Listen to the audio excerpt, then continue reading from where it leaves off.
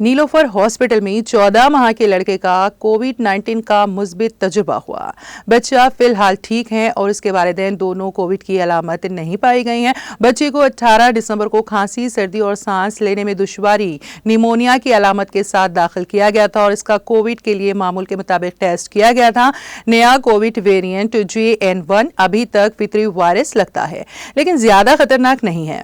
Doctor वालिदैन को मशवरा दे रहे हैं कि वो अपने बच्चों को ज्यादा भीड़ वाली जगहों से दूर रखें और अगर उन्हें बाहर निकलना पड़े तो मास्क पहनें और उन्हें महफूज रखें और उनका ख्याल रखें।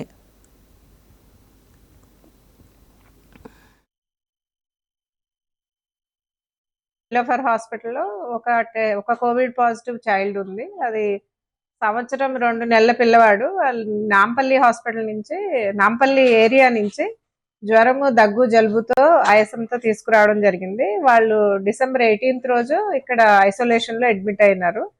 వాళ్ళ టెస్ట్ ఆ రోజు పంపించితే నిన్న పాజిటివ్ వచ్చింది. మన దగ్గర మనం గనక చూస్తే 5 సంవత్సరాల లోపు పిల్లల్లో కామన్‌గా అడ్మిట్ చేసేది న్యూమోనియా గురించే. అదే సెంట్రల్ గవర్నమెంట్ టర్మినాలజీలో సివియర్ అక్యూట్ రెస్పిరేటరీ ఇల్నెస్ అంటాం. అంటే దగ్గు, జలుబు, జ్వరము, అలాగే ఆయాసం అంటే బ్రీదింగ్ రేట్ ఎక్కువ ఉండడం. ఇలాంటి సిమ్టమ్స్ ఉన్న వాళ్ళని అందరినీ అడ్మిట్ చేయడానికి మన దగ్గర సెపరేట్ 120 బెడెడ్ ఫెసిలిటీ ఉంది. అన్ని బెడ్స్‌కి కూడా ఆక్సిజన్ ఉంది. ఎవరైతే ఈ సిమ్టమ్స్‌తో వస్తారో వాళ్ళని ఈ బిల్డింగ్‌లో అడ్మిట్ చేయడం జరుగుతుంది. అందరికీ కూడా మేము కోవిడ్ టెస్ట్ చేస్తాం. మధ్యలో మానేసాం గానీ ఇప్పుడు మళ్ళీ సెంట్రల్ గవర్నమెంట్ గైడ్‌లైన్స్ వచ్చినాక అందరికీ కోవిడ్ RT-PCR చేయడం జరుగుతుంది. సో, ఈ చేసిన టెస్ట్‌లో ఈ ఒక్క చైల్డ్‌కి మాత్రం పాజిటివ్ వచ్చింది.